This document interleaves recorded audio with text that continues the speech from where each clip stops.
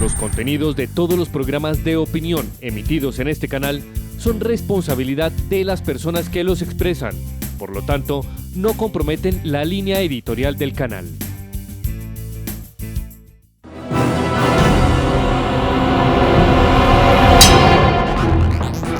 Guerra Espiritual.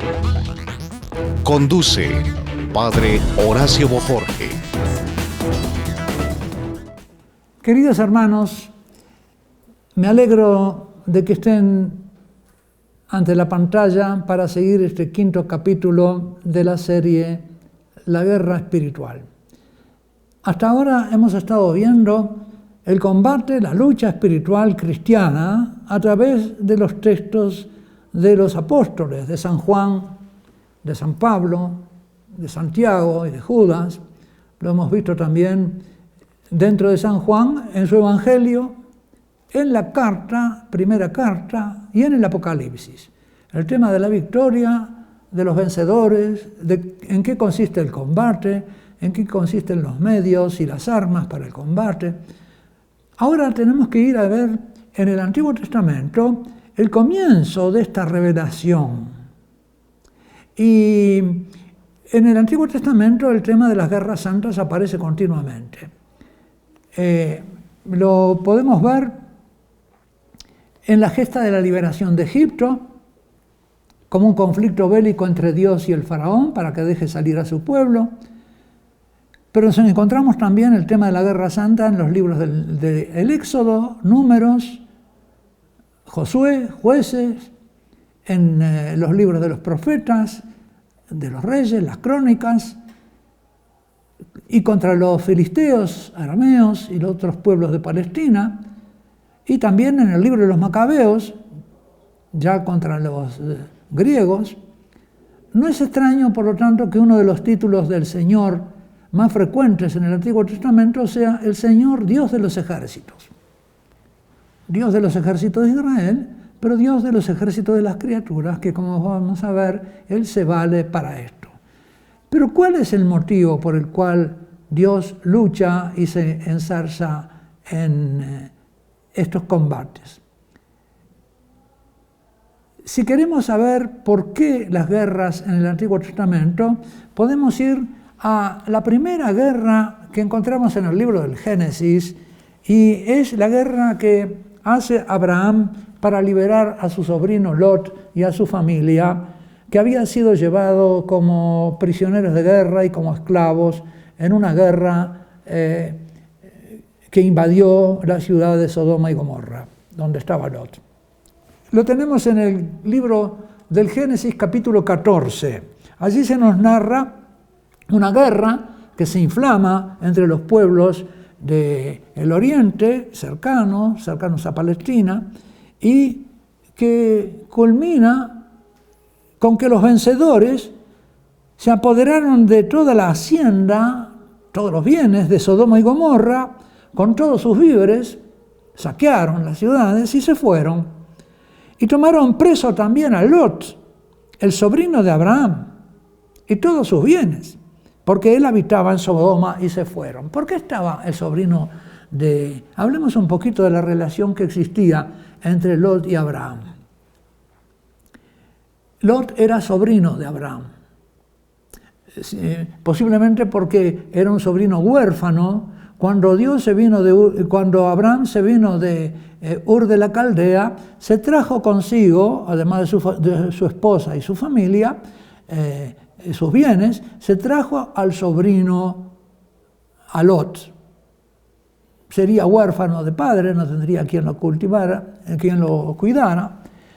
Y esto nos hace necesario detenernos un poco a hablar sobre la piedad familiar en estos pueblos, en el pueblo de Abraham y de Lot. Aquello que hace que el tío Abraham se encargue de su sobrino Lot, que no lo desampare, que lo lleve consigo, que incluso cuando ambos se hacen hombres ricos y pudientes, los pastores de Abraham o de Lot tienen problemas con los de Abraham, y entonces, como ustedes recuerdan posiblemente la historia, Abraham le dice a Lot, bueno, vamos, para que no haya problemas entre nuestros pastores y entre nosotros, vamos a separarnos.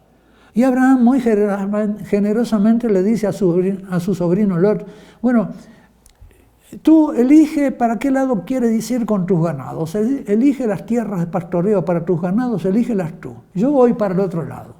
Le cede y el sobrino Lot elige las mejores tierras, las de la vega de Sodoma y Gomorra, y allí se va con sus ganados y se instala con su familia en la ciudad de Sodoma. Es allí donde le sorprende esta guerra y donde Abraham, obedeciendo a ese imperativo de la piedad familiar que regía especialmente entre tío y sobrino, cuando faltaba el padre, ¿quién se podría encargar de los hijos del padre, sino el hermano del padre, el tío paterno? Abraham es tío paterno de Lot y por lo tanto es el primer grado de consanguinidad para el pariente protector. El pariente protector en esta cultura y en la cultura bíblica tiene un nombre particular que se llama Goel, el Goel. Va a ser muy importante que lo sepamos, que este Goel se encargaba de ayudar era el pariente poderoso, cualquier pariente poderoso, que se encargaba de ayudar en todas las cosas a los parientes pobres o débiles. Pero esa obligación, que se llamaba la obligación del goelato, de la ayuda, estaba graduada por los grados de parentesco, de los cuales el tío paterno era el primero. Era el primero que se tenía que encargar de los parientes débiles, de los sobrinos. Y después iba, según los grados de parentesco, debilitándose también la importancia de este auxilio. Y este auxilio se refería a todas las debilidades y todas las necesidades de los pobres de la familia. Pero, según la ley, después se va especificando y se centra especialmente en las cosas más importantes, que son la vida,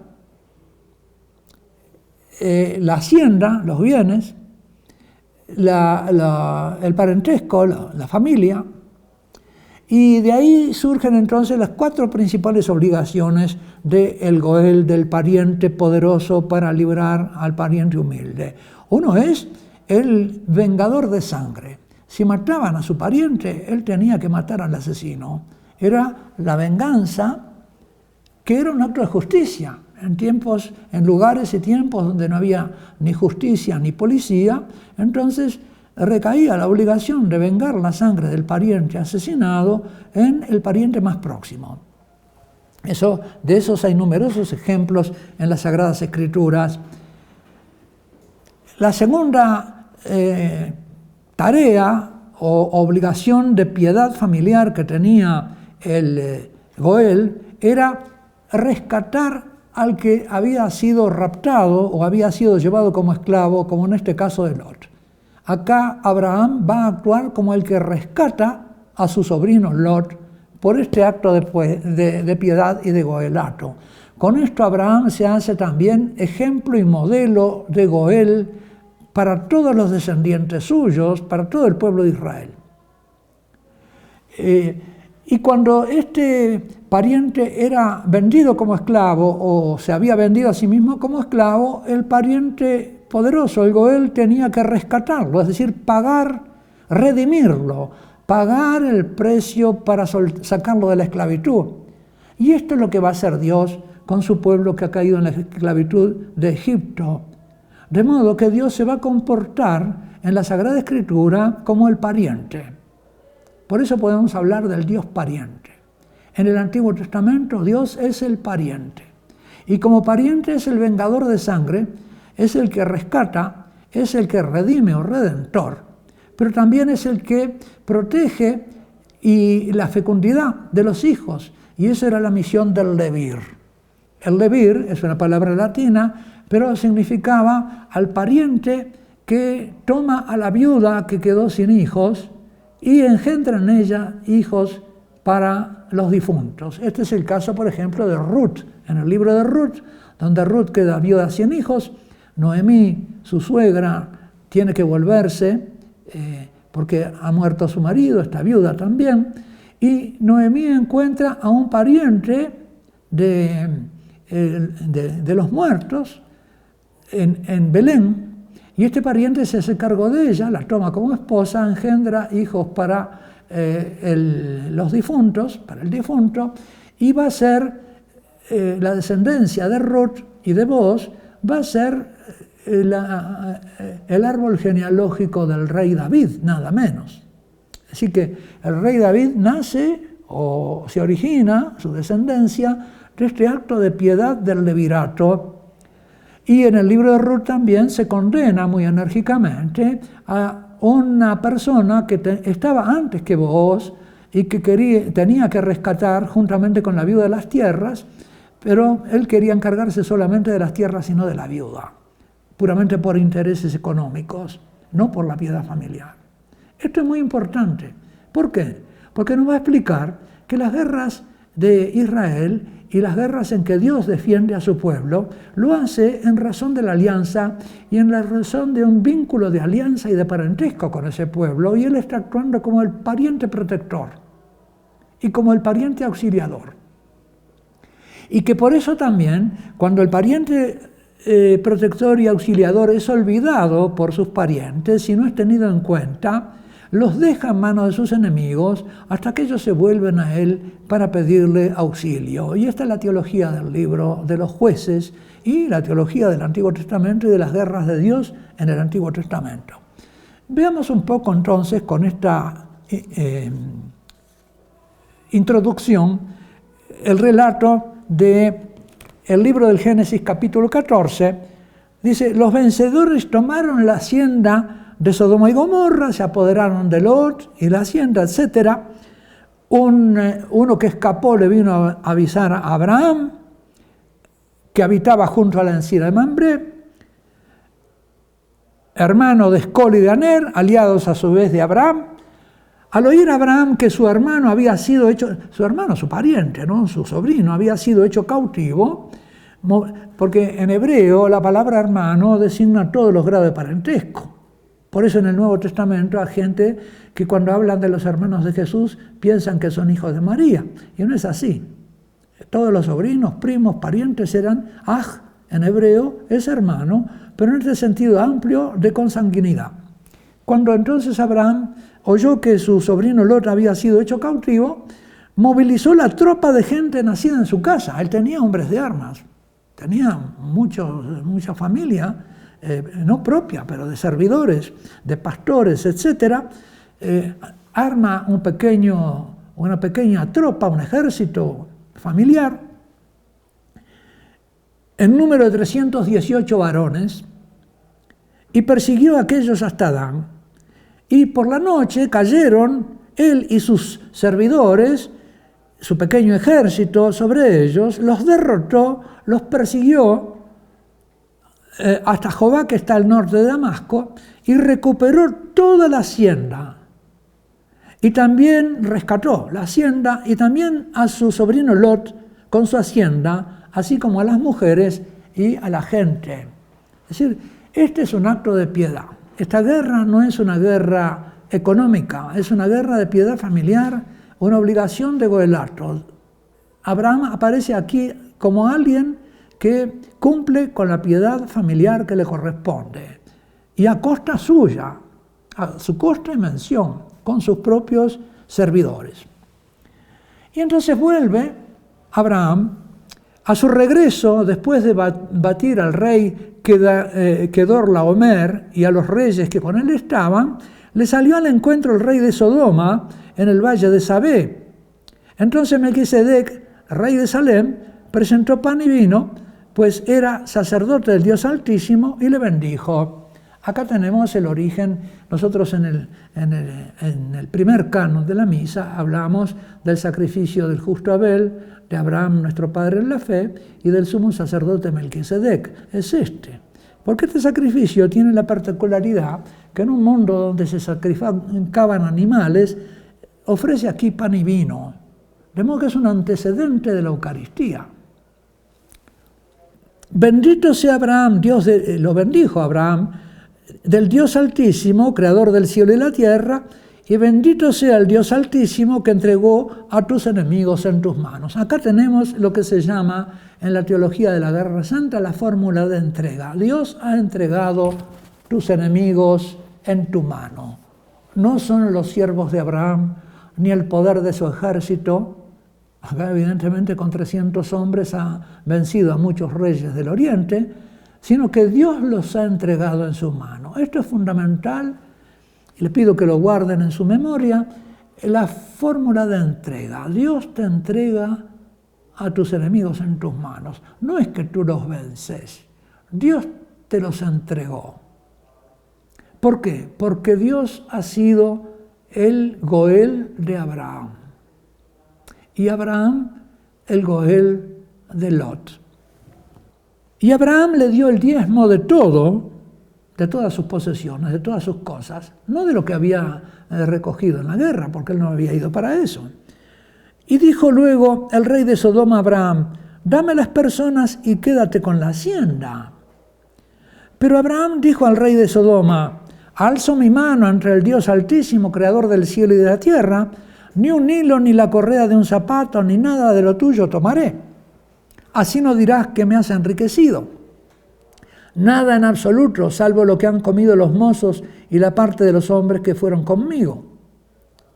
¿No? Es decir, lo que gastó en la guerra. Porque Abraham no había hecho una guerra económica. Y por eso le da a entender este rey que no espera nada de él fuera de los gastos que había tenido él y sus hombres. Que no había hecho una guerra por intereses económicos, materiales. Que él había ido a la guerra por piedad con su siervo Lot.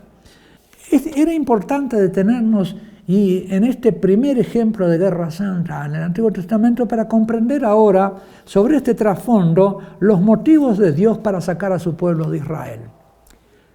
Y pasamos entonces al libro del Éxodo, donde se nos narra cómo Dios liberó a su pueblo de la esclavitud de Egipto. Sabemos que los hijos de Abraham llegaron a Egipto porque había hambre en el país, y allí se multiplicaron y crecieron. Y que fueron, con la historia de José, sabemos que José fue un hombre de confianza de uno de los emperadores. Pero ahora nos dice el libro del Éxodo, en el capítulo 1, versículo 8, que subió al trono en Egipto un nuevo rey que no había conocido a José y a sus hermanos, que no conocía a los israelitas, que era enemigo de ellos, o por lo menos les tenía miedo. Acá está el miedo del rey. Muy importante el tema del amor, es del miedo. Donde hablamos del amor, tenemos que tener en cuenta a su antagonista, el miedo.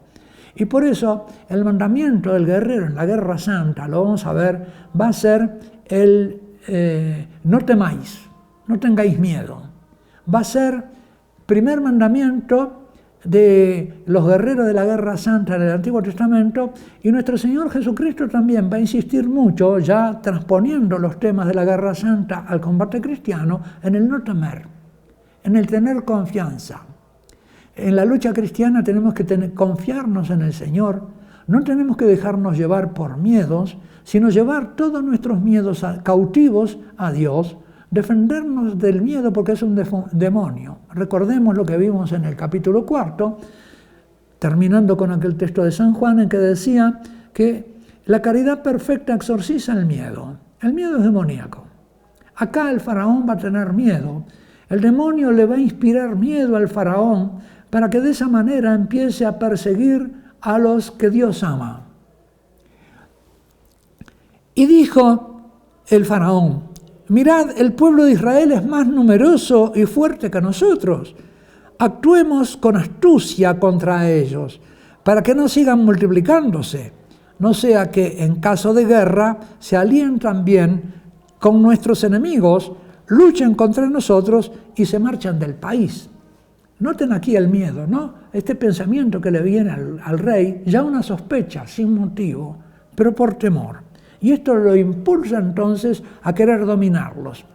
Decía Hegel, el filósofo alemán, enseñaba una doctrina que era lo que suelen llamar la dialéctica del amo y el esclavo, según la cual, si tú no dominas al otro, el otro te va a dominar a ti.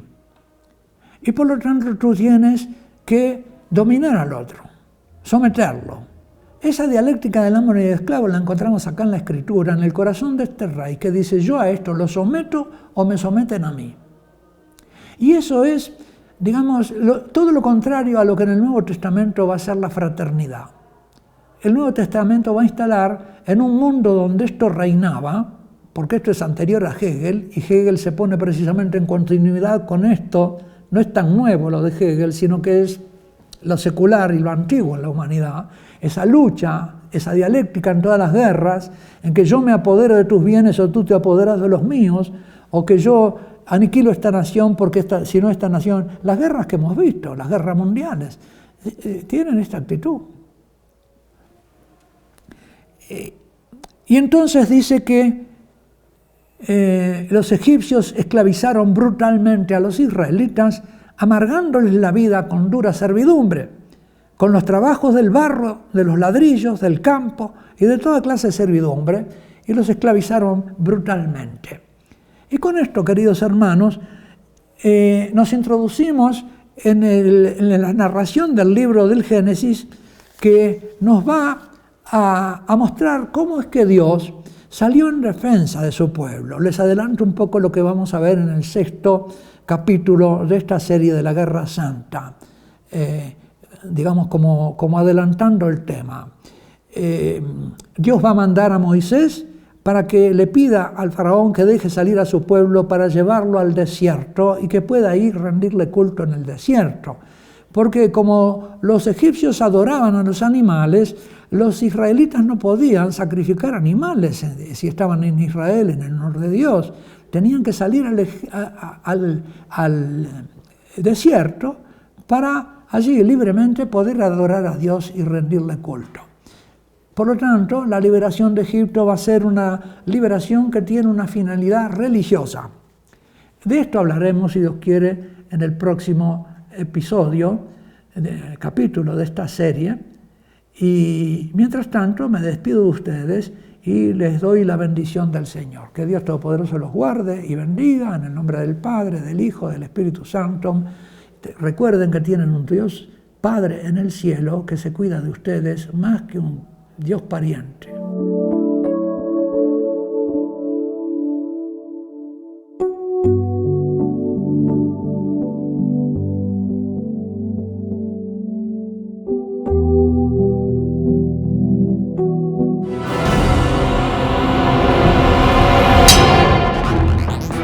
Guerra Espiritual. Conduce Padre Horacio Bojorge.